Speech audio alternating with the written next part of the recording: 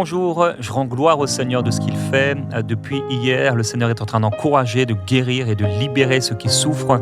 Et je sentais l'amour du Seigneur. Et cette parole, Dieu aime le malade. Dieu aime le malade. Celui qui est malade, le Seigneur l'aime. Si c'est toi, mon frère, ma sœur, il t'aime. Et peut-être toi qui ne connais pas encore le Seigneur Jésus-Christ, tu es tombé sur cette émission, sur cette chaîne, et tu ne connais pas encore Jésus, et tu es malade, et tu vas recevoir de la part du Seigneur, qui est le Christ, le Fils de Dieu, la guérison dont tu as besoin, quelles que soient tes croyances, quelle que soit ta foi. Si tu mets ta foi en Jésus, en un instant, il te guérira de cette maladie. Il te libérera entièrement.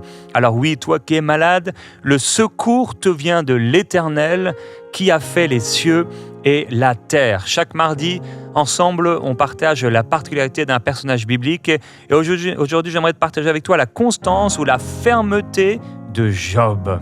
La fermeté ou la constance de Job. En effet, Job était un homme constant, patient, ferme dans l'épreuve, et on lit ce que Jacques va dire à son sujet. Voici, nous disons bienheureux ceux qui ont souffert patiemment. Vous avez entendu parler de la patience de Job. Amen. On va s'arrêter ici, le verset continue, mais on s'arrêtera et on y reviendra dans quelques instants. Vous avez entendu parler de la patience de Job. Alors on peut traduire également par la constance de Job, ou par la persévérance de Job, ou par l'endurance de Job. Dans le Nouveau Testament, ce mot caractérise une personne qui ne dévie pas du but qu'il voulait atteindre et de sa loyauté à la foi et à la piété, malgré les plus grandes épreuves et souffrances qu'il peut traverser. C'est exactement de cette patience dont on nous parle ici. Un homme qui est patient, un homme qui est constant dans son attente. C'est aussi une des traductions, ou ce que ça veut dire. Un homme une patience qui endure, une patience qui est ferme, qui est persévérante. Job, en fait, est devenu, parmi le peuple juif, un modèle de patience. Un modèle de persévérance dans l'épreuve. Mais de quelle épreuve on parle ici ? On ne parle même pas d'une épreuve humaine, on ne parle pas d'une épreuve voulue par le Seigneur. Non, on parle d'une épreuve qui est une attaque du diable pour nuire et pour faire du mal à l'homme. Et on nous parle ici d'un homme qui, au milieu de cette situation difficile, au milieu de ses souffrances, au milieu même d'une maladie qu'a envoyée par le diable, parce que c'est le diable qui l'a rendu malade, cet homme va rester constant dans son attente envers le Seigneur. Bien que, bien sûr, lorsque tu lis le passage, tu vois tout le travail de son âme et les défis dans son âme et par rapport à la nature de Dieu. Et il y a beaucoup de questions et de remises en question, mais il reste ferme dans son amour pour le Seigneur. Il reste ferme. Proverbe chapitre 18, verset 14. L'esprit de l'homme le soutient dans la maladie, mais l'esprit abattu, qui le relèvera? Alléluia. J'aimerais qu'on puisse laisser afficher le verset. L'esprit de l'homme le soutient dans la maladie. Dans la maladie, il faut que ton esprit te soutienne. Dans la maladie, comment tu vas faire si ton esprit, ton être intérieur est abattu? Oh, pour le malade, il est difficile d'être libéré, d'être guéri. Il est difficile de s'en sortir. Il est difficile quand l'esprit est abattu. Pour le malade sent la souffrance. Le malade, il sent dans son corps. C'est pas extérieur, c'est à l'intérieur du temple dans lequel il habite. Alors, c'est parfois et souvent plus difficile, parce que c'est là, je le sens, c'est dans ma chair, c'est dans mon corps. Tu as besoin d'être ferme et de rester constant dans tes dispositions, dans tes convictions. Et pour rester constant, il te faut une vraie intimité avec Dieu. Merci pour le verset. Une vraie ferveur, une force intérieure. Pour pouvoir rester constant dans ta foi, il te faut une intimité avec Dieu. Parce que le malade, dans son corps, il sent la souffrance. Et parfois, son entourage n'est pas une aide du tout. Des fois, l'entourage peut aider, mais c'est vrai. Mais des fois, l'entourage n'aide pas du tout à la foi. Du tout à la foi. Parfois, l'entourage dit des choses sur ta vie et sur ton futur. Il te prophétise un futur terrible. Un futur catastrophique, en voulant t'aider. Parfois, il y a des gens, ce sont des personnes qui sont des aides-soignants ou des personnes qui sont là, aident à la maison, à domicile, et des gens, même de ta famille, ils ont peut-être un bon cœur, ils veulent bien le faire, mais ils sont en train de te projeter un futur catastrophique. Des fois, l'aide humaine, elle est tellement loin, éloignée de l'aide divine. Des fois, les pensées des hommes sont tellement lointaines des pensées de Dieu. Les pensées des hommes, quelqu'un qui veut aider, eh bien, il est en train de te dire, ok, tu sais, il va falloir que tu puisses commencer à déménager parce que la maison, elle est plus adaptée et il faut que tu commences à penser. Tu sais, tu vas devoir aller dans un hôpital, et dans un endroit spécial, une clinique. Tu sais, tu pourras plus vraiment voir tes enfants, tu pourras plus t'occuper d'eux, tu pourras plus faire ceci, cela. Ça, c'est quelqu'un qui veut aider, il est peut-être gentil. C'est être gentil, des fois, c'est pas un péché, mais des fois, ça peut être un péché. Parce que Dieu, il n'est pas gentil, Dieu, il est bon. La bonté de Dieu, elle est vraie, elle est juste. Et la bonté de Dieu, elle s'appuie sur la parole. Alors quand l'esprit est abattu, quand l'esprit de l'homme qui devrait le soutenir dans la maladie, pour le relever, quand cet esprit-là, il est abattu parce que les gens autour de lui, parce qu'il sent la souffrance et il n'a pas de profondeur dans l'intimité avec le Seigneur, alors c'est difficile pour ces personnes, souvent, de recevoir la guérison. Nous lisons Job chapitre 5, versets 17 à 19. Heureux l'homme que Dieu châtie, ne méprise pas la correction du Tout-Puissant. Il fait la plaie et il la bande. Il blesse et sa main guérit. 6 fois il te délivrera de l'angoisse et 7 fois le mal ne t'atteindra pas. Alors ça, c'est un ami de Job qui lui parle. Et j'ai trouvé ça intéressant parce que là, on voit vraiment, c'est un bon mélange, ces 3 versets. Un bon mélange entre la vérité que nous lisons au verset 17. Il dit « Heureux l'homme que Dieu châtie ». Dieu peut châtier, Dieu peut corriger. Ne méprise pas la correction du Tout-Puissant. Et en effet, il ne faut pas mépriser la correction du Tout-Puissant. Job, d'ailleurs, n'était pas du tout en train d'être châtié par cette maladie. Mais ce qu'il dit, il dit que heureux l'homme que Dieu châtie. D'accord, il a raison. Heureux l'homme que Dieu corrige. C'est bien. Le Nouveau Testament confirme cette chose-là en disant que si Dieu ne te corrige pas, t'es comme un bâtard. Non, les fils sont corrigés par le Seigneur. Mais ici, il ne s'agissait pas d'une correction de Dieu. Quand il dit ne méprise pas la correction du Tout-Puissant, c'est vrai, on ne doit pas mépriser la correction du Tout-Puissant. Donc, on voit la vérité ici, mais au verset 18, l'interprétation humaine. Verset 18, il dit « Dieu fait la plaie et il la bande. Il blesse et sa main guérit. » Et là, ça nous suppose un Dieu qui est un peu particulier, un peu bizarre, pour ne pas dire autre chose, et je n'oserais pas. Mais là, on voit une interprétation de ce que Job est en train de vivre. Et j'interprète. Et c'est là où c'est dangereux. Un mélange entre des principes qui sont vrais. Tu dois être heureux quand Dieu te corrige. Tu dois ne pas mépriser la correction du Seigneur. Mais en même temps, si tu interprètes que ce que tu es en train de vivre, il s'agit de ça, alors que ce n'est pas ça, si tu interprètes que le Seigneur te rend malade pour te guérir le lendemain, et au verset 19, 6 fois il te délivrera de l'angoisse et 7 fois le mal ne t'atteindra pas. Et là, on voit la promesse ou les promesses du Seigneur. Et on voit dans cet ami de Job un espèce de mélange entre des principes qui sont vrais, entre des promesses de Dieu qui sont vraies, mais aussi une interprétation de ce qui est en train de se passer dans la vie de Job.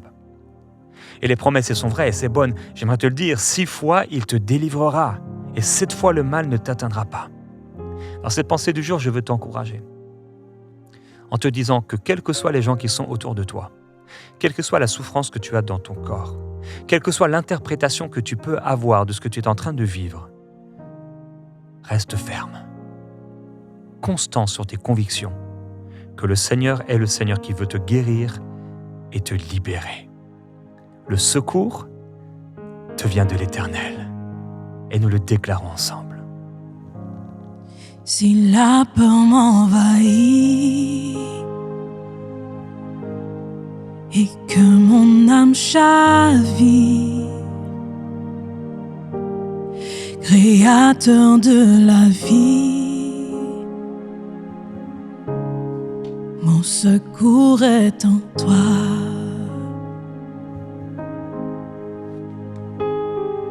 Je lève les yeux vers les hauts sommets. Toi seul est mon Dieu. Je proclamerai.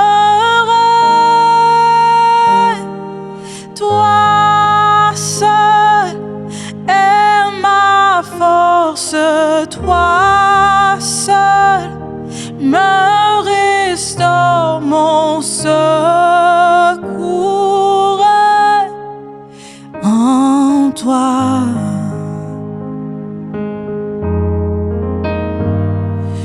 toujours, tu me portes jamais, tu ne dors mon secours est en toi. Alléluia. Mon secours est en toi. Le psaume 121, verset 2 nous dit « Le secours me vient de l'Éternel qui a fait les cieux et la terre. » Et dans cet encouragement aujourd'hui, je veux partager avec toi que le secours te vient de l'Éternel. Oui, le secours par rapport à cette maladie que tu traverses. Le secours par rapport à cette guérison dont tu as besoin. Le secours par rapport à ces douleurs que tu sens dans ton corps, ces souffrances que tu sens dans ton corps. D'où va venir le secours? Est-ce que le secours va venir du médecin? Est-ce que le secours va venir de la famille? Est-ce que le secours va venir d'un pasteur quelconque, d'un homme de Dieu? Non, le secours te vient de l'Éternel. Nous rendons grâce au Seigneur pour ces médecins. Nous rendons grâce au Seigneur pour ces gens de la famille. Nous rendons grâce au Seigneur pour ces hommes de Dieu. Mais nous savons que le Seigneur est celui qui nous secourt. Il nous secourt, il nous délivre, il nous libère. Et si on a parlé dans la pensée du jour, je vais y revenir quand même sur cette interprétation, cette pensée que va donner l'ami de Job. Il dit « Heureux l'homme que Dieu châtie ». Et comment le Seigneur châtie? Comment le Seigneur corrige? Il nous corrige par sa parole. Par sa parole. Mais il est vrai que parfois, lorsque des gens vont trop loin, ils ouvrent des portes à l'ennemi. On va en parler, des automatismes qui arrivent lorsque nous ouvrons des portes par rapport au péché, etc. Et c'est comme parfois même, quand les gens vont vraiment trop loin, c'est comme si le Seigneur te permet d'aller plus loin, comme le fils prodigue, et tu te retrouves dans la galère, tu te retrouves dans des problèmes, et parfois tu te retrouves dans des maladies, parce que tu as été rebelle, ou parce que tu as critiqué, ou parce que tu as péché. C'est pas que le Seigneur ne t'aime plus, c'est pas que le châtiment du Seigneur, c'est simplement dans le fait qu'il te laisse aller. Mais la grâce du Seigneur, c'est le fait que lorsque tu reviens, il a les bras grands ouverts pour te guérir, pour te libérer, là où tu es. Ça, c'est le Seigneur et c'est la bonté du Seigneur. Alors attention à l'interprétation de la nature de Dieu. Dieu ne change pas. Il est bon, il est profondément et il te promet « Je suis l'Éternel qui te guérit. Je suis le Dieu qui te guérit de toutes tes maladies et celui qui pardonne tous tes péchés. » Ça, c'est notre Dieu. Notre secours vient de l'Éternel. Et de la même manière qu'on a été hier dans Exode chapitre 23 et qu'on a détaillé plusieurs versets, nous allons aller ensemble dans Jacques chapitre 5 et nous lisons le verset 11 avec Marie. Voici, nous disons bienheureux ceux qui ont souffert patiemment. Vous avez entendu parler de la patience de Job. Et vous avez vu la fin que le Seigneur lui accorda. Car le Seigneur est plein de miséricorde et de compassion. Amen, alléluia. Et de la même manière, on pourra réafficher le verset « Job est malade ». Et dans ce verset, j'aimerais que tu puisses regarder maintenant directement. Regarde dans ce verset. Regarde. L'action du Seigneur. Où est le Seigneur dans ce verset? Qu'est-ce qu'il est en train de faire dans ce passage biblique?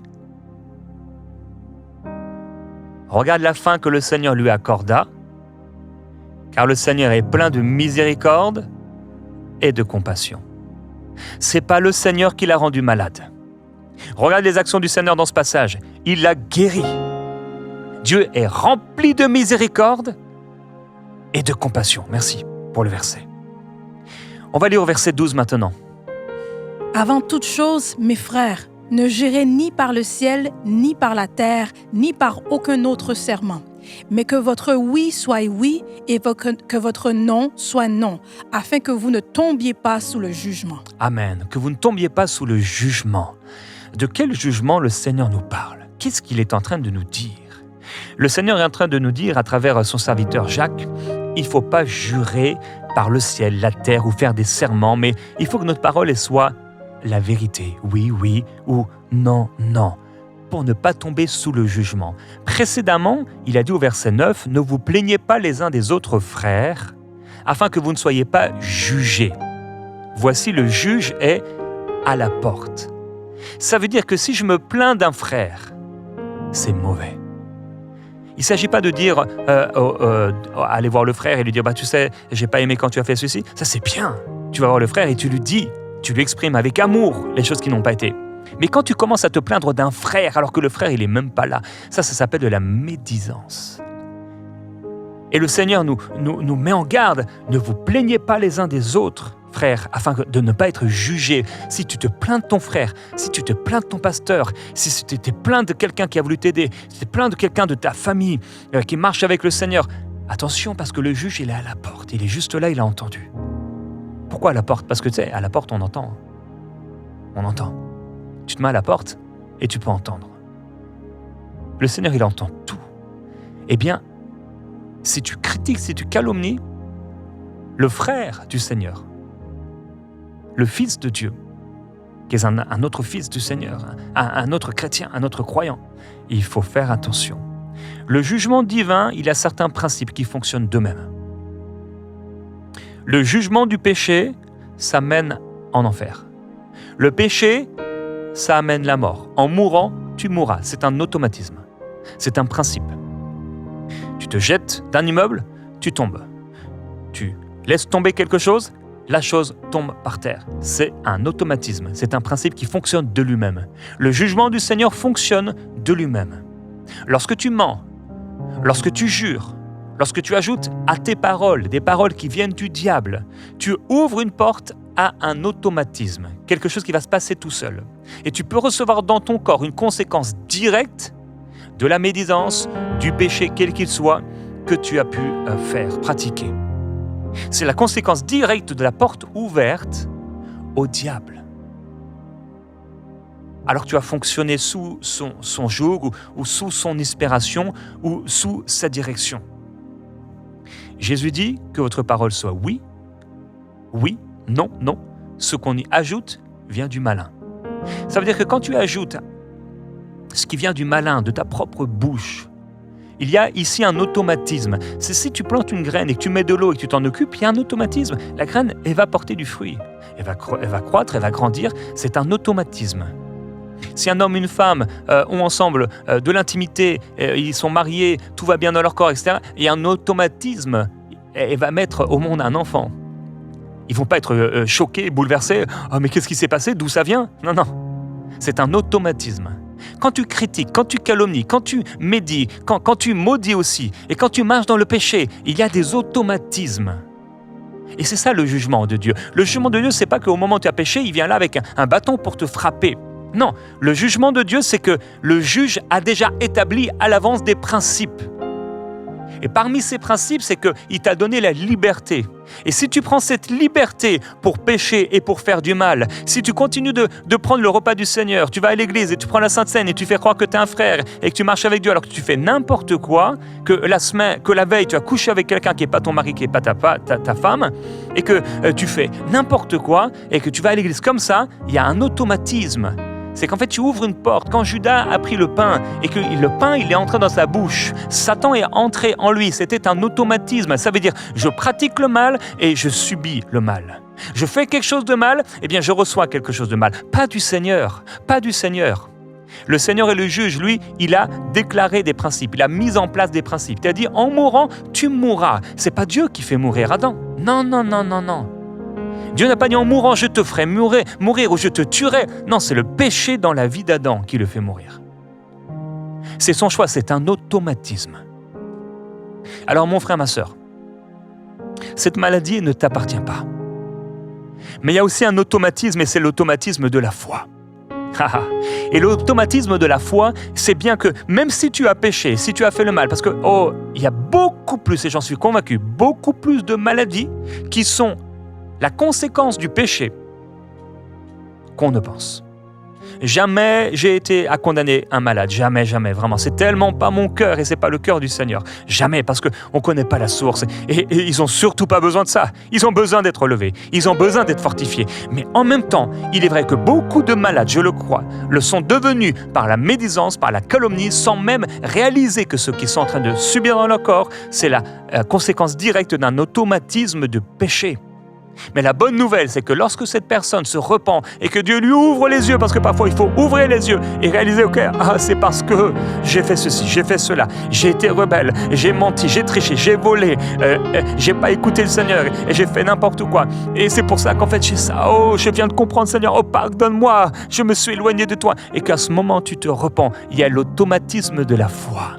Alléluia, faire appel au Seigneur pour recevoir la guérison. Nous lisons le verset 13 et verset 14 de Jacques chapitre 5. Quelqu'un parmi vous est-il dans la souffrance? Qu'il prie.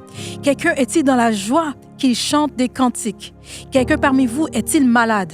Qu'il appelle les anciens de l'Église et que les anciens prient pour lui en loignant d'huile au nom du Seigneur. Amen. Qu'il appelle, si quelqu'un est malade, donc ça veut dire que c'est peut-être pas une normalité.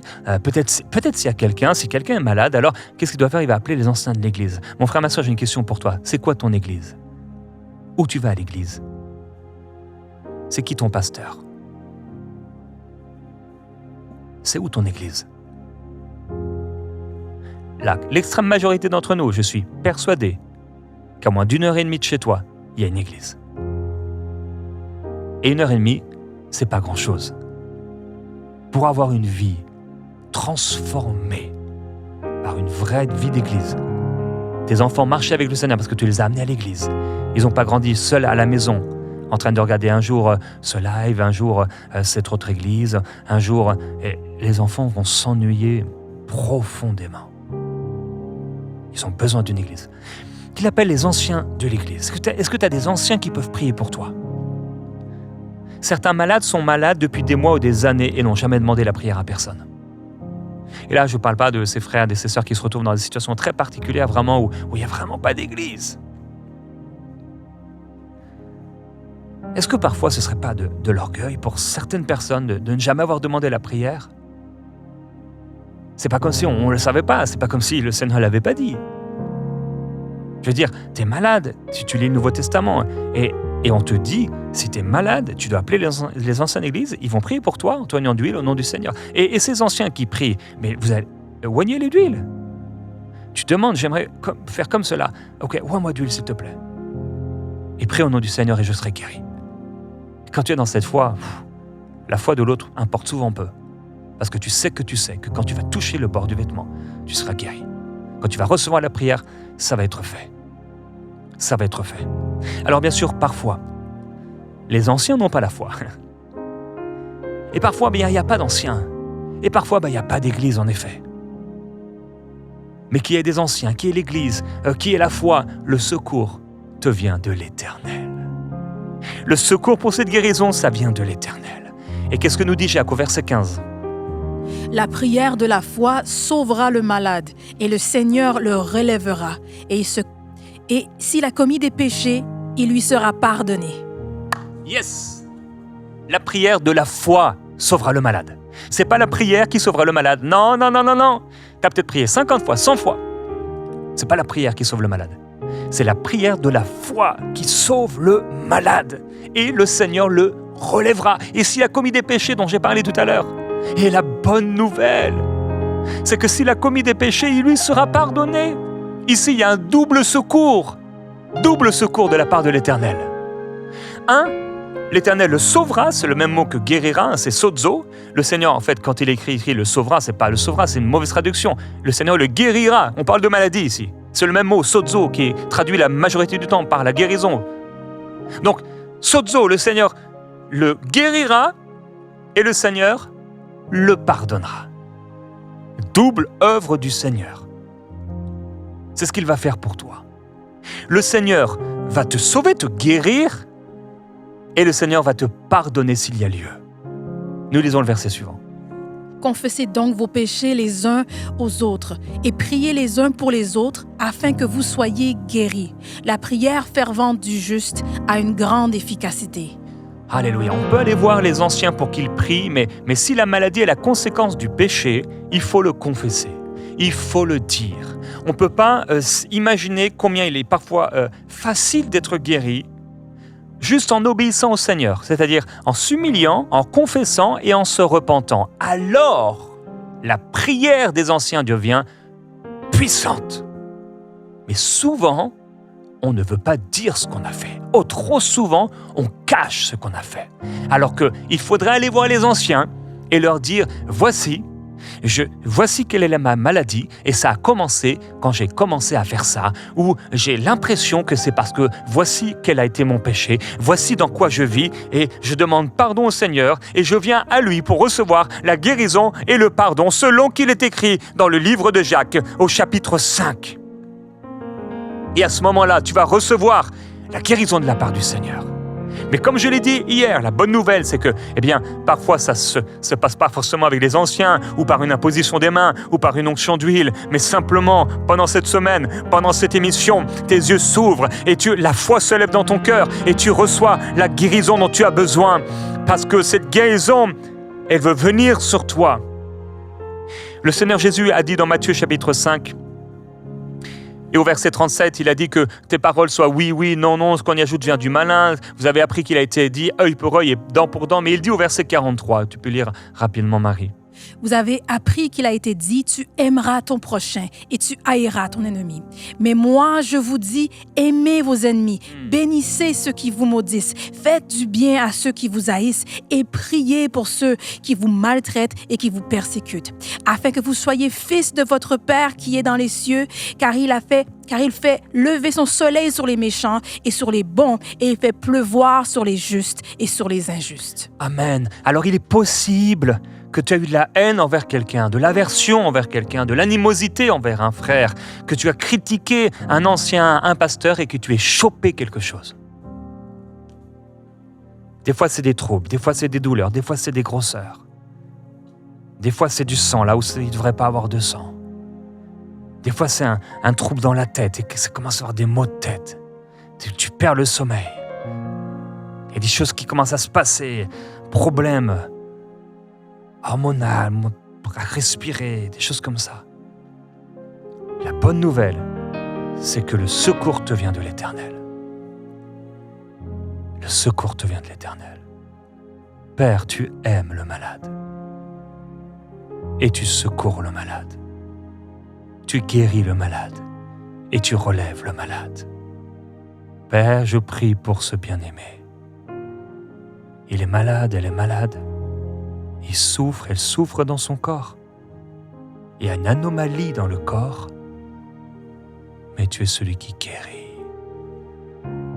Je te loue, Seigneur, et je te bénis. Plusieurs personnes, vous êtes convaincus par l'Esprit de Dieu d'aller voir un ancien, d'aller voir votre pasteur et de confesser ce péché, de demander la prière, et tu vas recevoir de la part du Seigneur.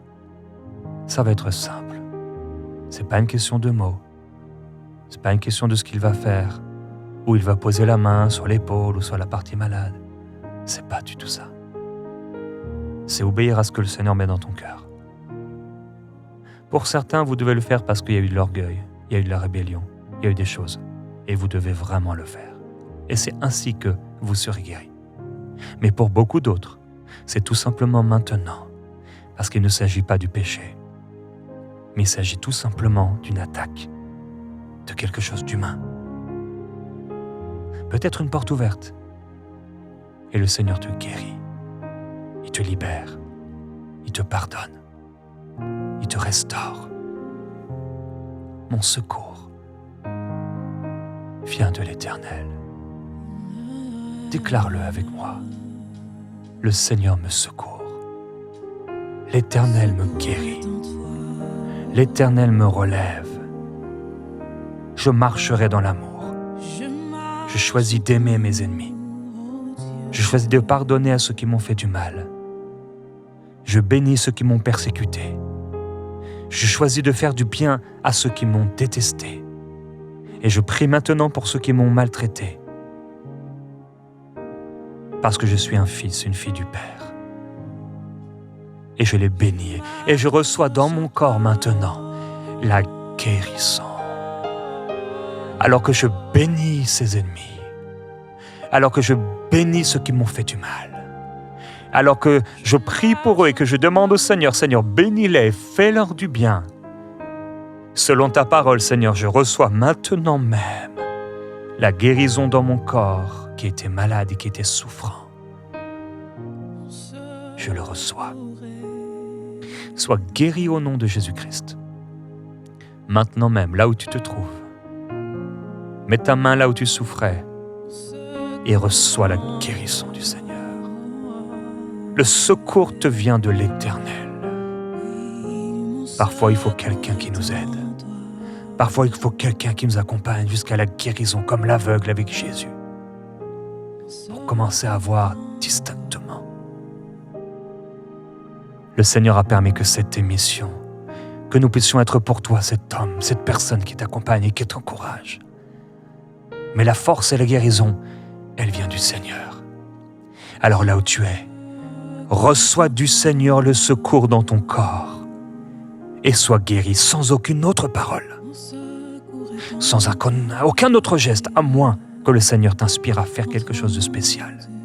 Alors dans ce cas-là, obéis. Mais là où tu es, sois maintenant guéri de ton mal, dans le nom du Seigneur, qui te guérit et qui te relève. Il te pardonne maintenant.